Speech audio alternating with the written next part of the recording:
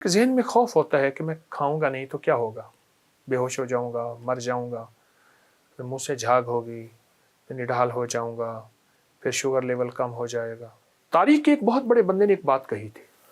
उसने कहा, जितने लोग जंगों में मरे हैं, जंग अजीम अव्वल है, दोम है, और इससे पीछे जंगे हैं, पसीना पसीना थे, फिर इतना बड़ा कटोरा ठंडे पानी का पी रहे थे। तो एक बाबा जी बैठे थे, कह रहे दुनिया में कोई है जो इस बंदे को रोक सके? क्या हम रोजे के नाम पे तंदुरुस्त हो रहे हैं या बीमार हो रहे हैं?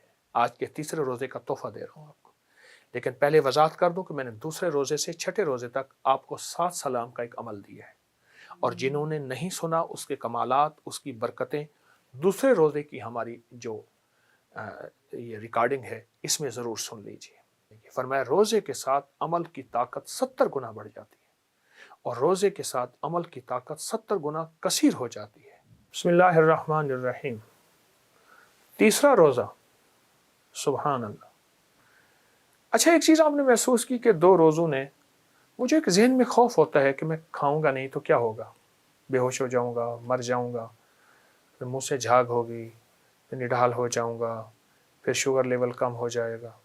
तो पूरी साइंस तो बता रही है कि शुगर वालों के लिए रोज़ा तो ऐसे है कि बंदा सारे के सारे इंसुलिन के इंजेक्शन, बल्कि कोई लेटेस्ट कोई अगर दवा है तो उससे ज़्यादा रोज़ों का फ़ायदा है। रोज़ा तो ऐसे है। तारीख के एक बहुत बड़े बंदे ने एक बात कही थी। उसने कहा, जितने लोग जंगों में मरे हैं, जंग अजीम अव्वल है, दोम है, और इससे पीछे जंगे हैं, ऐसे ऐसे लोग आते रहे जिन्होंने खोपड़ियों के पहाड़ बनाए, मीनार बनाए, इंसान इतने मारे। बड़ी अजीब बात कही। जितने लोग जंगों से नहीं मरे उतना लोग खा के मरे, खा के मरे। अल्लाह पाक हमारे कमली वाले को जज़ाए खैर अता फरमाए, मेरे आका कमली वाले को, कि उनकी बरकत से हमें रोज़े मिले, और रोज़ों में कुछ फाका थोड़ा सा मिल गया। पूरी दुनिया में जितने भी मरे हैं खा के मरे हैं। कोई ऐसा नहीं मरा फाकों से, नहीं नहीं, खा के ज़्यादा मरे हैं। वो एक बहुत बड़े मौलिज हैं, वो बैठे थे, उनके पास मरीज़ों की लाइन लगी हुई थी।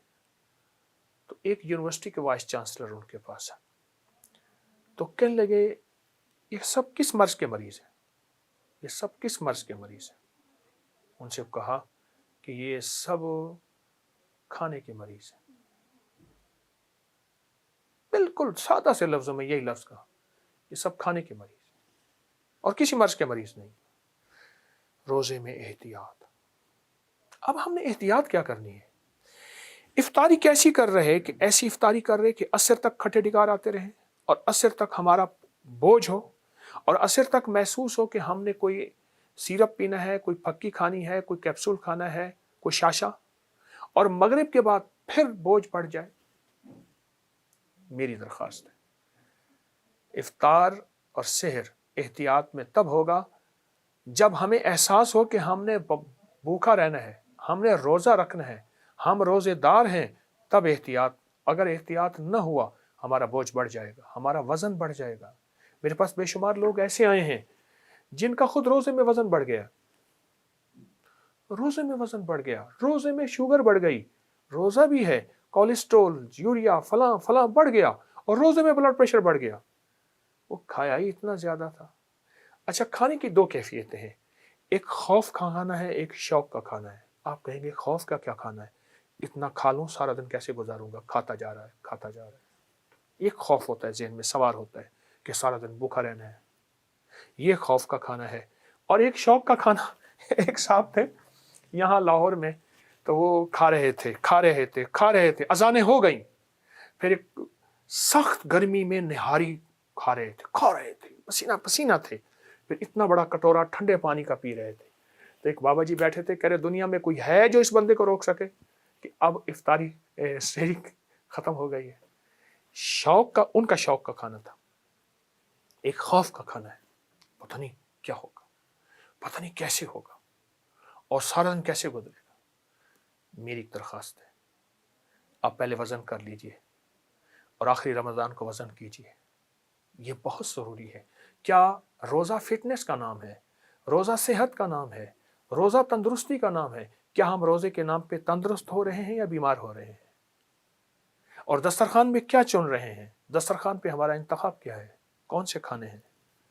جو بیماری ہے، یعنی سموسے پکوڑے تو ہم نے سمجھا کہ شاید یہ دسترخوان اور روزے کا حصہ ہیں۔ حیرت انگیز بات ہے، اور دکھ ہوتا ہے، دکھ ہوتا ہے۔ تلی ہوئی چیزیں یہ دسترخوان کا حصہ ہیں، دکھ ہوتا ہے۔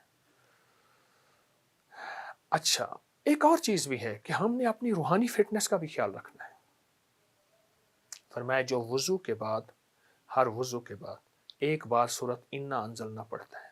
آج کے تیسرے روزے کا تحفہ دے رہا ہوں آپ کو، لیکن پہلے وضاحت کر دوں کہ میں نے دوسرے روزے سے چھٹے روزے تک آپ کو 7 سلام کا ایک عمل دیا ہے، اور جنہوں نے نہیں سنا اس کے کمالات، اس کی برکتیں دوسرے روزے کی ہماری جو یہ ریکارڈنگ ہے اس میں ضرور سن لیجیے، اس میں ضرور سن لیجیے۔ اچھا، وہ ضرور سنیں گے آپ 7 سلام، اس کی برکات وہ آپ کی الحمدللہ چل رہی ہے، اور وہ ہماری چھٹے روزے تک چلے گی۔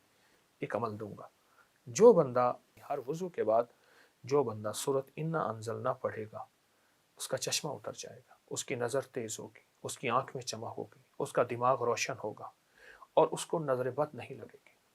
ہر وضو کے بعد ایک بار سورت انا انزلنا، ایک بار سورت قدر، سوچیں یہ عمل اگر روزے کے ساتھ ہوگا اس کی تاثیر کتنی بڑھ جائے گی۔ فرمایا روزے کے ساتھ عمل کی طاقت 70 گنا بڑھ جاتی ہے، اور روزے کے ساتھ عمل کی طاقت 70 گنا کثیر ہو جاتی ہے۔ آپ جب یہ پڑھیں گے تو یہ آپ ایک دفعہ سورت انا انزلنا نہیں پڑھ رہے، آپ یہ 70 100 70 ہزار 70 لاکھ دفعہ پڑھ رہے۔ کیوں؟ واللہ یضاعف لمن یشاء واللہ واسع علیم، وہ کریم شہنشاہ ہے، بڑھا دے اپنی برکتیں، عدد اس کے ہاتھ میں سب کچھ ہے، قبضہ قدرت میں۔ یہ عمل میں آپ کو آج کے تیسرے روزے کی برکت سے دے رہا ہوں۔ سورت انا انزلنا، سورت قدر ہر وضو کے بعد ضرور پڑھیں۔ اچھا، صرف یہ رمضان کے لیے نہیں ہے، یہ رمضان کے بعد بھی اس کو مستقل پڑھیے، اور رمضان میں ابتدا کر لیں۔ اور میں جس عمل کی ابتدا رمضان میں ہوتی ہے اس کی برکتیں سارا سال رہتی ہیں، اس کی خیریں سارا سال رہتی ہیں، اس کی عطائیں سارا سال رہتی ہیں۔ ضرور کریں گے، بہت فائدہ ہوگا، بہت نفع ہوگا۔ اور پھر کہوں گا روزے میں اپنے جسم کی فٹنس، اپنے جسم کی صحت مندی کا خیال رکھیے گا۔ کہیں روزے دار ہو کے ہمیں گولیاں کھانی پڑ جائیں، روزے دار ہو کے ہمیں دوائیاں کھانی پڑ جائیں، تو پھر معلوم یہ ہوا کہ کوئی ہمارا قصور ہے۔ احتیاط بہت ضروری ہے، اور انشاءاللہ ہم کریں گے۔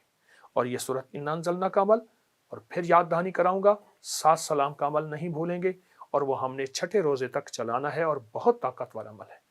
اور جنہوں نے نہیں سنا تو وہ دوسرے روزے کی ریکارڈنگ میں سن لیں گے، اور ضرور سنیں گے۔ جزاک اللہ، السلام علیکم۔